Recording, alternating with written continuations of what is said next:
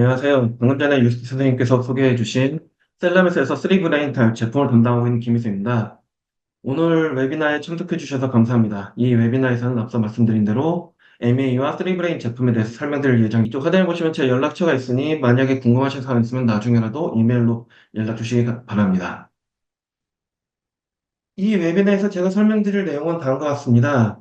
우선 MEA와 고해상도 MEA에 대해서 설명을 드릴 예정이고요. 그리고 그 다음에 조직을 리코딩할 때 주로 사용하는 3D HD MEA에 대해서 설명드릴 예정입니다. 그리고 3브레인사의 HD MEA 시스템에 대해서 소개하고 이 시스템을 활용한 여러 가지 실험 예와 그리고 레퍼런스들에 대해서 설명드릴 예정입니다. 우선 MEA에 대해서 말씀을 드리려고 합니다. MEA는 잘 아시는 분도 계시겠지만 잘 모르시는 분이 있을 것 같아서 우선 기초적인 것부터 설명드리려고 합니다. MEA는 전기 신호를 얻거나 세포에서 전기 신호를 얻거나 전달하는 여러 개의 미세 전극으로 배열되어 있는 장치를 말합니다. 그래서 이렇게 사진으로 보는 것처럼 여러 개 수개에서 또는 수백 개의 전극이 배열되어 있는 형태로 만들어져 있고요. 이 장비들을 일컬어서 멀티 일렉트로드 어레이라고, 여러 개의 일렉트로드가 배치되어 있는 멀티 일렉트로드 어레이라고도 하나, 실제 이 장비에서 필수 사항은, 전극의 사이즈가 미세한, 이 미세 전극이, 필수이기 때문에, 제대로 얘기하자면, 마이크로 일렉트로드 어레이라고 하는 게 정의에 맞는 단어라고 할 수 있겠습니다. 이 장비를 이용해서 스스로 전기 신호를 낼 수 있는 세포의 신호를 리코딩할 수가 있는데요. 이 스스로 전기 신호를 낼 수 있는 세포는 흔히 알고 계시는 신경세포, 뉴런과 심근세포를 말한다고 볼 수 있습니다. 이 신경세포와 심근세포는 이렇게 액션 포텐셜을 낼 수 있는데요. 사실 세포막에 여러 개의 아이온 채널들이 이렇게 존재함으로써 이 아이온 채널들이 그 양쪽 막 안팎으로 아이온 균형을 이루게 되면 이 이루어진 이온 균형에 따라서 사실상의 전이차를 다 이루게 되어 있습니다. 즉, 모든 세포는 사실 휴지막전이에 해당하는 막전이를 일반적으로 가지고 있습니다. 다만 다른 세포들과 달리 신경세포와 심근세포는 외부의 자극 또는 스스로의 자극에 의해서 이런 액션 포텐셜을 낼 수 있는 게 차이라고 할 수 있겠는데요. 이런 액션 포텐셜을 낼 수 있는 세포를 이제 스스로 전기 신호를 낼 수 있는, 그러니까 전기적으로 활성화되어 있는 세포라고 할 수 있습니다. 그리고 그런 세포가 앞에서 말씀드린 대로 뉴런과 심근세포에 해당합니다. 이런 세포에서 신호를 측정하기 위해서는 일렉트로드가 있으면 그 위에 세포를 배양해서 이제 신호를 측정하게 되어 있습니다. 지금 보신 대로 이 전극들이 다 배치가 되어 있고 그 위에 세포들을 배양하고 있는 상태의 사진인데요. 이렇게 배양된 세포들에서 이 전기 신호가 나오게 되면 오른쪽 보시는 것처럼 각 전극 위치에서 그 위치에서 나오는 전기 신호를 시간에 따라서 계속 리코딩을 하게 되어 있습니다. 그래서 시간에 따라서 리코딩을 한 후에 그거를 디스플레이하고 그걸 통해서 분석을 해서 각각의 전극이 있는 위치에서 어떤 식으로 전기적인 신호가 나오고 어떤 식으로 흘러가는지 그리고 약물에 대한 약물이나 여러 가지 외부 자극을 줬을 때 그런 신호 양상이 어떻게 바뀌는지를 읽을 수 있는 장비가 바로 MEA 장비라고 말씀드릴 수 있을 것 같습니다. 이런 MEA 장비의 특성은 이제 세포 또는 이렇게 전극 위에 세포를 배양한 다음에 그 전기 신호를 읽기 때문에 세포 또는 표면에서 전기 신호를 포착한다고 보아야 됩니다. 그래서 이거 보신 것처럼 이 전극이 있으면 이 위에 마이크로 일렉트로드가 있으면 이 위에 세포를 배양하게 되고 이 세포에서 나온 신호를 읽게 되는데요. 그래서 어떻게 보면 익스트라셀룰라 리코딩 세포 안에서 신호를 읽는 패치 같은 인트라셀룰라 리코딩이 아닌 세포 외부에서 신호를 읽는 익스트라셀룰라 리코딩에 해당한다고 볼 수 있습니다. 그리고 이거는 이제 사실상 싱글 유닛이나 유닛 리코딩, 인비보 상태에서 하는 유닛 리코딩이나 아니면은 조직 상태에서 신호를 읽는 익스트라셀룰라 리코딩과 비슷하다고 보시면 됩니다. 어쨌든 이렇게 해서 전극을 배양하고 그 위에 세포를 배양해서 신호를 읽게 되어 있는데요. 이렇게 신호를 읽는 과정에서 여러 가지 장단점이 발생하는데, 장점이라고 하면은 여기 세포에서 나오는 신호를 직접적으로 읽기 때문에 상당히 다양한 실험을 추가적으로 할 수가 있는데 말해서 단점 역시 존재합니다. 이 전극과 전극 사이의 거리가 상당히 멉니다. 여기서 보시면 여기 있는 바가 400 마이크로인데요. 그럼 요 지금 이 전극과 전극 사이의 거리는 거의 150 마이크로에서 200 마이크로 가까이 되는 거리입니다. 그 안에 그 사이에는 수많은 세포가 있게 되기 때문에 특정 세포나 신호를 직접적으로 측정한다기보다는 여기서 나오는 신호가 뭉쳐져서 한 번에 간접적으로 측정한다고 보아야 됩니다. 그렇기 때문에 개별 뉴런의 상세한 활동을 기록하는 한계가 있을 수밖에 없고요. 이런 한계 때문에 여러 가지 여러 회사에서 또 다른 좀 더 고해상도의 마이크로 일렉트로 어레이를 개발하고 이제 생산하게 되었습니다. 그렇게 해서 생산된 게 하이덴시티 HDMA라는 제품이고요. 오늘 소개시켜드릴 3브레인 제품은 바로 HDMA를 생산하는 회사의 제품입니다. HDMA는 우리말로 하면 고밀도 MA 또는 고해상도 MA라고 할 수 있는데요. 전극의 밀도가 보신 이미지처럼 상당히 매우 높게 되어 있어 더 높은 공간 해상도를 제공할 수가 있습니다. 이 그림은 그 3브레인사에 있는 MEA 칩의 모식도인데요. 여기 보신 것처럼 세포를 키울 수 있는 웰DC가 셀컬처 DC가 있으면 이 가운데에 MEA가 멀티 일렉트로드 어레이가 설치가 되게 되어 있습니다. 그래서 이 가운데 설치된 곳에 보면은 64 바이 64로 총 4096개 전극이 배치가 되어 있고요.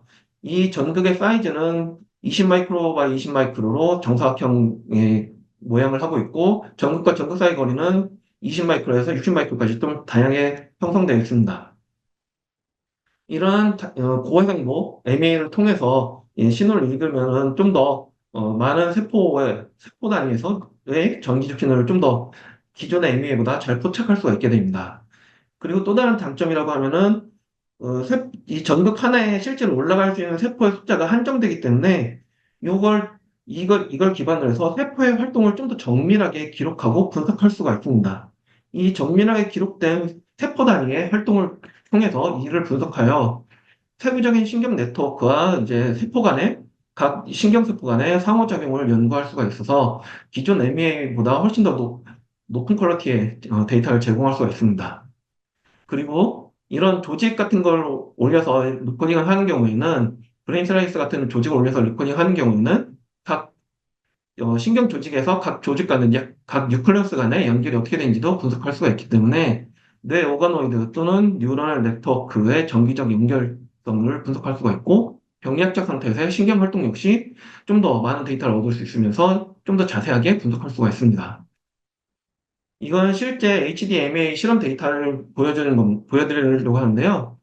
여기서는 디소시에이션한 마우스 브레인을 어, 칩에서 얻은 다음에 마우스 새끼에서 얻은 다음에 그 브레인을 디소시에이션해서 컬처한 프라이머리 뉴런에서 나온 신호입니다. 보신 것처럼 4.96개의 전극 위에서 각각의 뉴런의 각각의 전극에 위치해 있는 뉴런이 발화하면 그 신호를 리코딩해서 4.96개에서 신호 분석을 통해서 여러 가지 네트워크나 이런 걸 보실 수가 있습니다. 일례로 하나를 이제 보여드리면은 이 신호 같은 경우에는 휴먼 iPSC, 그 인듀스드 플로리포텐스 스템셀에서 줄기세포에서 유래한 그 익사이티토리 뉴런과 이니비토리 뉴런을 각각의 비율로서 배양한 다음에 어떻게 네트워크 형성되는지 본 데이터입니다. 그래서 한 샘플에서는 100% 익사이티토리 글루타메이터지 뉴런이 분화되도록 조성을 했고요. 다른 한 샘플에서는 75% 글루타메이터직, 25% 가버널직해서 75% 엑사이테이터리, 25%의 이니비토리 뉴런이 짜이도록 이제 구성을 했습니다. 이렇게 구성한 다음에 여러 가지 케미컬 그 화학 물질을 처리했었는데요. 스판테니어스하게 리코딩하고 그다음에 비큐큐린, APV, CNQX를 각각 처리해서 100% 엑사이테이터리와 75% 익사이테이터리, 25% 이니비토리 샘플에서 각각 미인 파이빙 프리퀀시와 그러니까 평균적인 스파이크의 프리퀀시와 그 다음에 버스트 프리퀀시 그리고 네트워크 버스트의 프리퀀시 그리고 버스트의 듀레이션을 각각 리코딩해서 비교를 했습니다. 이렇게 화학물질을 처리한 다음에 신호를 읽고 그 다음으로 이어서 한 실험이 일렉트리컬하게 전기적인 자극을 준 겁니다. 트리브린사의 이 플레이트 같은 경우에는 4096개의 전극 어디에서도 자유롭게 이제 전기적인 자극을 줄 수 있습니다. 앰플리튜드, 듀레이션, 그 다음에 인터벌 등을 다 자유롭게 설정할 수가 있고요. 그런 전기 자극을 줘서 각각의 샘플에서 그 전기 자극에 반응하는 게 어떻게 나오는지 보는 데이터입니다. 그래서 스판테니어스하게 본 데이터와 전기적인 자극을 줬을 때 나온 파이어링 패턴을 비교한 거고요. 100% 익사이티리 뉴런을 구성되어 있는 샘플에서는 자극을 줬을 경우 일정하게 땅, 땅, 땅 하고 이제 네트워크 버스트가 나타나는 걸 보실 수가 있었는데 반해서 75% 익사이테이터리, 25% 인히비토리에서는 스판테니어스에서도 그렇지만 자극을 준 경우에도 따다닥, 따다닥, 따다닥 하는 형태로 좀 더 실제 브레인에서 일어나는 싱크로너스 액티비티에서 나타나는 그런 패턴이 나타나는 걸 보실 수가 있습니다. 이렇게 이제 배양한 세포를 가지고 리코딩 하는 경우에는, 리코딩은 이렇게 평면적인 MEA로 진행을 하실 수가 있는데요. 이 MEA로 조직을 리코딩할 때는 또 다른 어려움이 발생하게 되었습니다. 이거는 이제 오가노이드를 가지고 예를 들어 하려고 하는데요. 이 오가노이드를 MEA로 평면적인 MEA를 리코딩하기 위해서는 이 오가노이드를 MEA 위에 위치시키는 그런 과정이 필요합니다. 이 위치시키는 과정을 대개는 두 가지 방법으로 쓰는데, 하나는 MEA를 코팅한 다음에 그 위에 오가노이드를 올려서 며칠 동안 배양을 합니다. 그럼 배양하는 과정에서 이렇게 바깥으로 세포가 나오면서 이 바깥으로 나온 세포들이 이 ME에 달라붙어서 이 오가노이드를 고정하는 형태의 방법이 있고요. 또 다른 방법은 사실 이건 고정이라고 하기엔 좀 그렇지만 그냥 자연스럽게 올려놓고 최대한 움직이지 않게 한 상태로 그냥 만들어 놓고 이 리코딩하는 형태가 있습니다. 이 배양하는 방법으로 하는 경우에는 이게 문제가 있는 게, 이 배양을 하려면은 일단은 며칠간의 배양 시간이 소모가 되고요. 이 배양하는 과정 중에서 오가노이드가 고정이 될 때, 오가노이드 안에 있는 세포가 아닌 바깥으로 흘러내리는 세포가 발생을 합니다. 그리고 이 바깥으로 흘러내리는 세포가 이제 자라면서 거기서 이제 신호가 나올 수가 있게 되는데요. 그래서 이 배양하는 방법으로 고정하는 경우, 여기서 나온 데이터가 오가노이드 내부에서 나온 그런 조직에서 나온 신호인지, 아니면 이 바깥에 흘러나온 세포에서 나오는 신호인지가 불분명하게 됩니다. 그래서 실제 오가노이드를 살고자 하는 목적은 이 오가노이드 내부에서 실제 실제 동물과 유사하게 이루어진 신경망을 찾아서 그 신경망을 가지고 실제 브레인과 유사하다라고 하기 위해서, 그런 3D 속성을 이용하기 위해서 이 오가노이드를 사용하는 건데, 그런 속성을 사실상 무시하게 되는 결과가 나오게 됩니다. 그리고 배양 과정이 며칠에 걸쳐서 이루어지기 때문에 상당히 시간 소모가 오래 걸리고요. 그리고 한번 이렇게 배양해서 붙여놓은 오가노이드는 재활용이 불가능합니다. 여기서 떼려고 하는 즉시 오가노이드가 뭉개지기 때문에 재활용이 불가능하게 되어 있습니다. 그리고 어피투하게 쓰는 경우에도 이 같은 경우는 이제 물리적으로 고정하는 방법인데, 사실 살짝 올려놓고 이제 찍게 되면은, 이 처음에 찍을 때, 이 한 면에서 찍게 되면은, 그 다음에 뭔가 트리트먼트를 한다든지 외부에 뭔가 주은 다음에 다시 리코딩 할 때, 이 오가노이드가 또는 조직이 물리적으로 이동하는 경우가 발생합니다. 그럼 그렇게 되는 경우, 현재 리코딩 되고 있는 영역이 이전에 컨트롤 베이스로 찍었던 영역과 같은 영역인지 불분명하거든요. 그렇다 보니까 이제 실제 실험한 데이터의 신뢰성이 문제가 있고, 그 다음에 이 오가노이드가 최대한 움직이지 않게 잘 해줘야 되는데, 이런 핸들링 하기가 상당히 힘듭니다. 이런 문제로 인해서 일반 평면 레미를 활용해서 조직을 리코딩할 때는 이런 어려움이 발생하는데, 3브레인사에서는 이런 어려움을 극복하기 위해서 이와 같은 3D HD의 ME라는 걸 개발했습니다.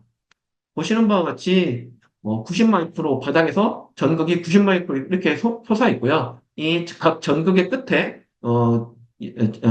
각 이 프로브의 끝에 전극이 있어서 12 마이크로 바이 12 마이크로 사이즈의 전극이 있어서, 이 전극이 조직 안으로 들어가서 실제 조직 안에 있는 신경신호에서 신호를 읽게 돼 있는 그런 MEA 샘플입니다.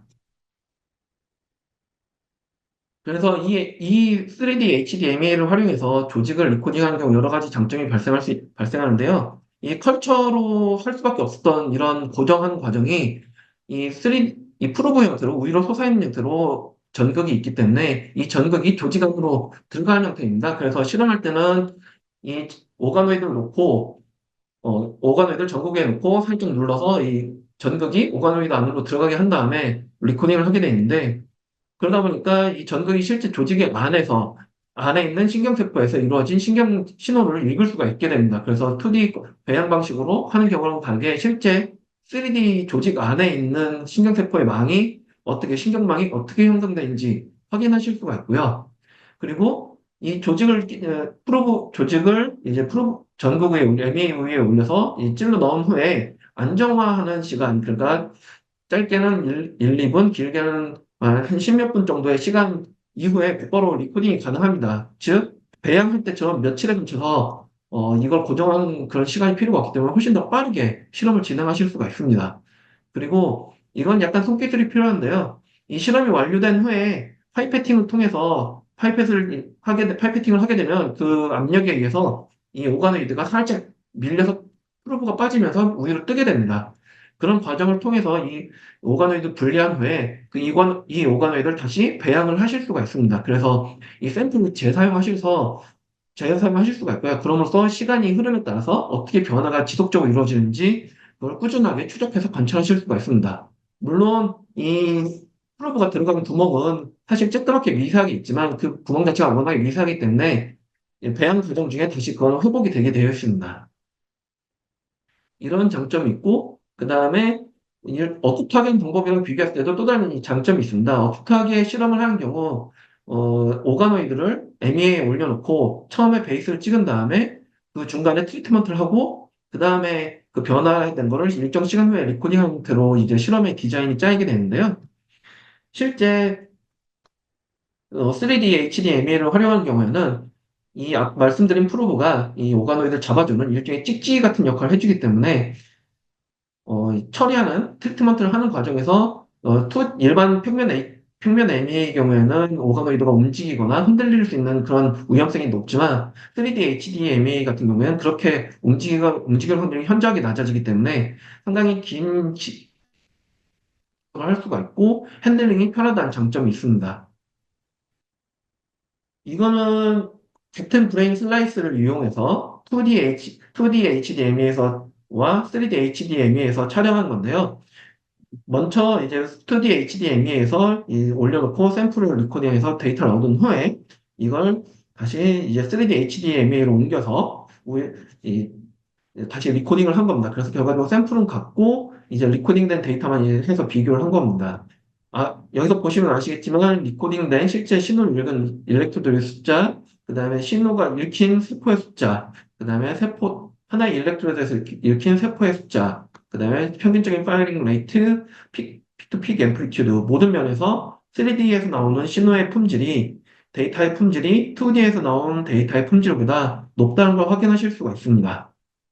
그리고 이 3D HDMA 같은 경우 또 다른 장점이 있는데요. 이렇게 프로브를 만드는 과정에서 여기 보시면 이렇게 골짜기가 형성이 됐습니다.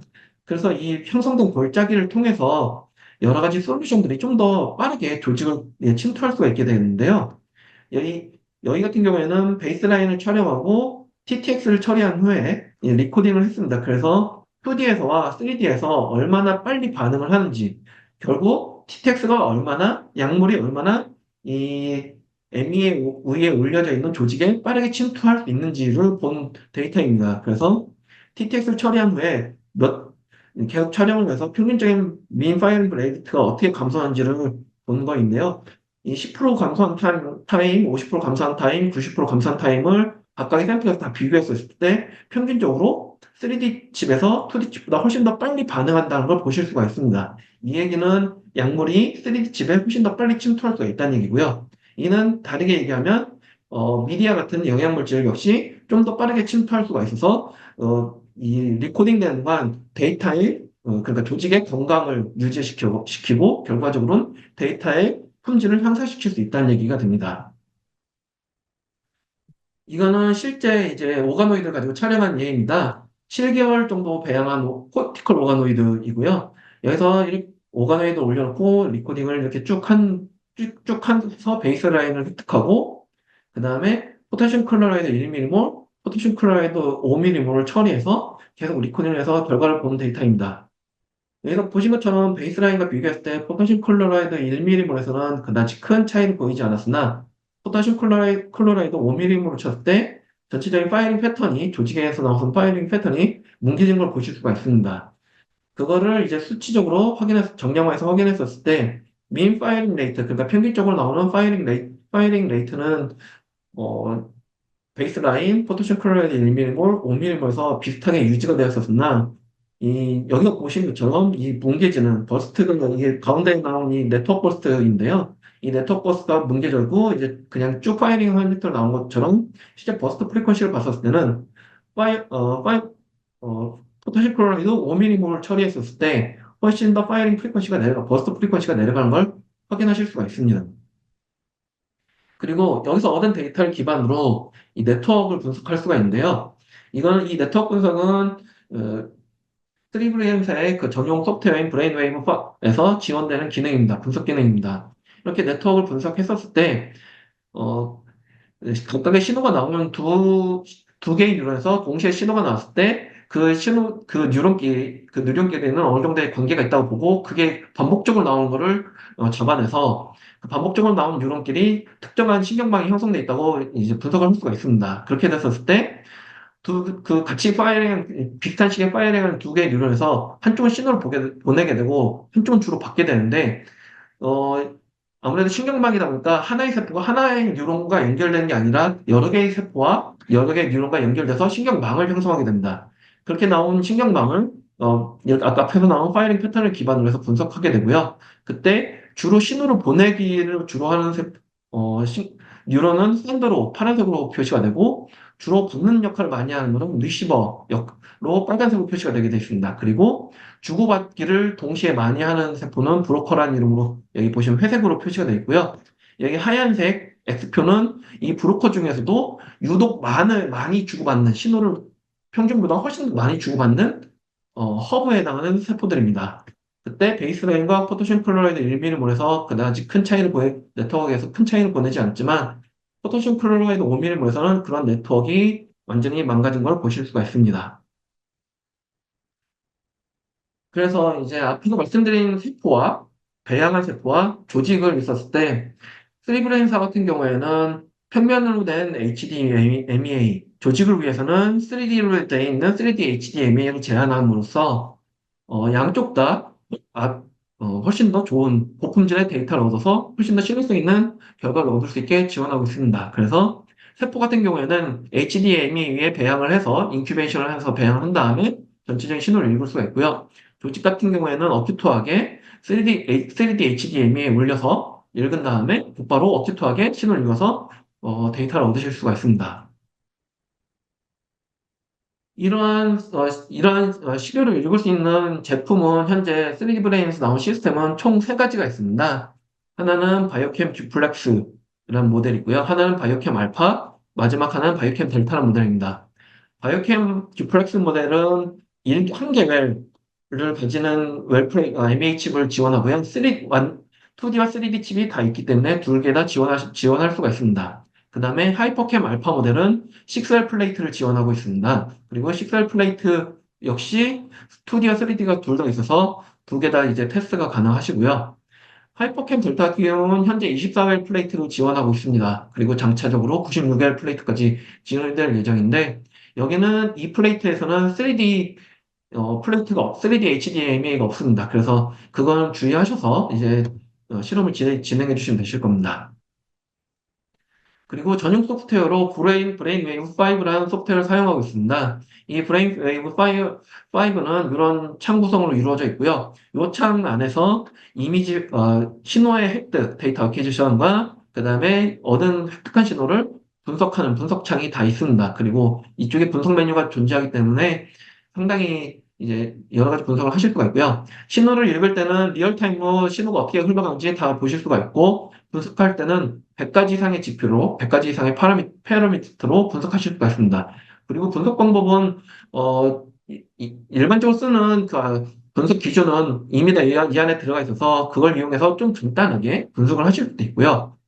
원하시면은 훨씬 더 깊게 여러 가지 파라미터로 상세하게 바꿔가면서 분석을 하실 수 있습니다. 그래서 사실상 초보자부터 깊은 분석을 원하는 전문가까지, 전공자까지 자유롭게 사용하실 수 있는 그런 소프트웨어가 되겠습니다.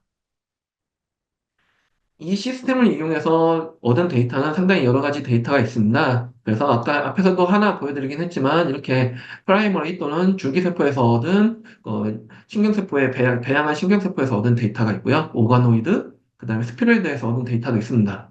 그리고 브레인 슬라이스를 해서 직접적으로 얻은 데이터가 있고 레티나, 시신경이죠. 시신경세포를 올려서 얻은 세포도 있습니다. 그리고 카디오마이사이트와 다른 형태의 모델들도 있습니다. 먼저 보여드릴 거는 프라이머리 셀 또는 프라이머리 뉴런이나 또는 스템셀에서 줄기세포에서 유래한 신경세포를 배양해서 얻은 데이터입니다.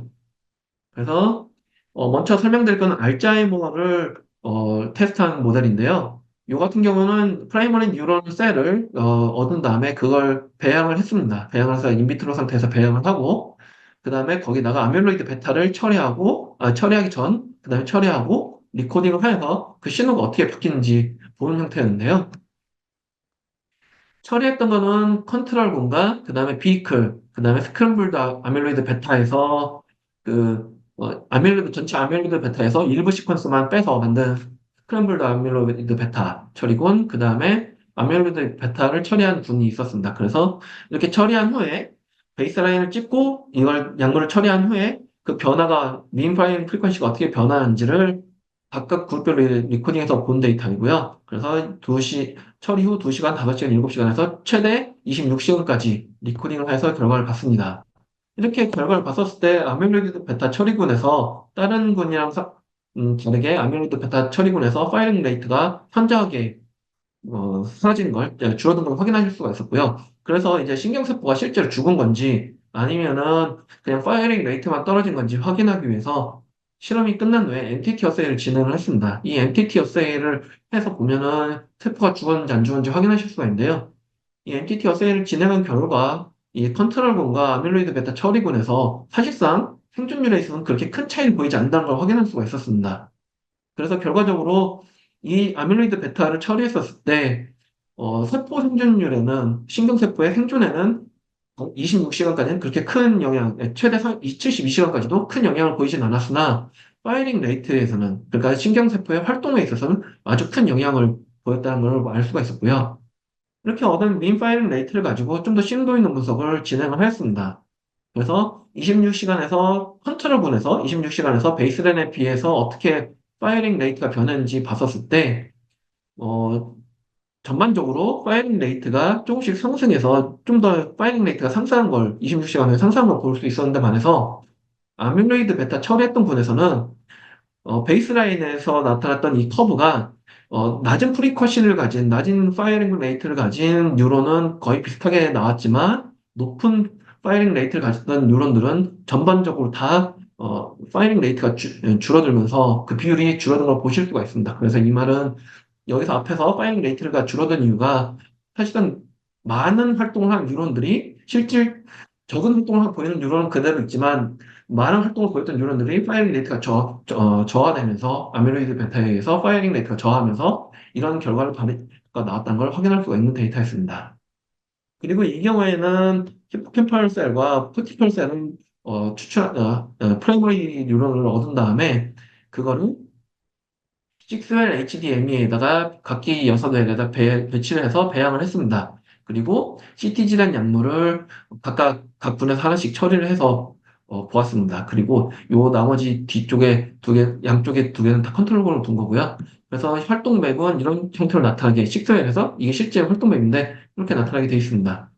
이건 실제 리코딩 할 때의 데이터인데요. 앞에서 보신 그런 맵이 6개 웹에 동시에 플레이가 되고 그 각 신호를 읽어서 여기서 디스플레이 된 걸 실제로 보실 수가 있습니다. 그리고 CTG 처리하기 전과 처리한 후에 각각의 컬처한 샘플에서 파이링 실제 리코딩된 데이터에서 확인하실 수도 있습니다. 지금부터는 오가노이드를 활용한 데이터를 보여드리려고 하는데요. 여기 같은 경우에는 이제 아까 앞에서 오가노이드를 활용한 데이터를 하나 실험을 보여드렸었는데 예시로 여기서는 오가노이드 3개를 한 MEA에 올려서 이제 동시에 리코딩을 진행했습니다. 그래서 베이스라인 리코딩하고 4AP를 처리해서 다시 한번 리코딩 한 다음에 마지막으로 추가적으로 벨프로의 엑시드를 추가 처리해서 파이링 패턴을 보는 겁니다. 그래서 베이스라인과 비교해서 상대적으로 4AP를 처리했었을 때 파이링 프리퀀시가 현저하게 상승되는 걸 일종의 에필lep시, 아니 스테이저 형태로 이제 유도가 된 걸 확인할 수가 있었는데, 그걸 벨포이릭 엑시드를 처리했었을 때, 다시 항상 이 늘어났던 파이링 레이트가 줄어들어서, 다시 그 리커버 된 거를 확인하실 수가 있었습니다. 그렇게 해서 이렇게 시저의 안티시저 컴파운드를 테스트할 수가 있는 그런 데이터였고요. 한 번에 여기 ABC가 각각의 그 오가노이드입니다. 그래서 아까 보신 오가노이드 세 개를 동시에 올렸더라도 각각 에어리어별로 따로따로 리코딩을 해서 데이터를 낼 수 있다는 거 역시 여기서 알 수 있는 점입니다. 그리고 이 실험 같은 경우는 스피리드 실험인데요. 어, 여기서 보시면 이건 코티컬 스피리드고요. 이건 히포캠팔 스피리드입니다. 그래서 같이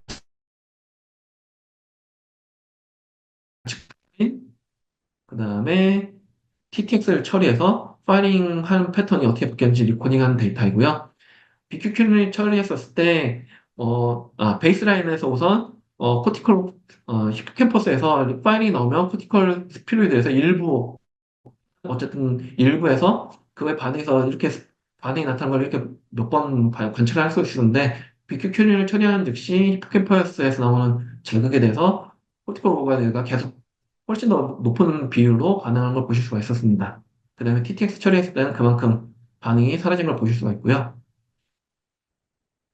앞에서 오가노이드 3개 올린 거랑 비슷한 형태의 실험입니다. 여기서는 스피로이드가 작다 보니까 하나의 전 MEA에 HDMA에 스피로이드 4개까지 올린 다음에 한 번에 리코딩해서 분석을 했습니다. 그래서 1, 2, 3, 4에서 각각의 에어리어별로 나누고 이제 실험을 진행할 수 있었고요. 여기서부터는 브레인 슬라이스를 이용해서 실험한 걸 보여드리도록 하겠습니다. 아마도 신경과학 전공하셨으면 많이 익히 들으셨을 텐데 LTP 실험입니다.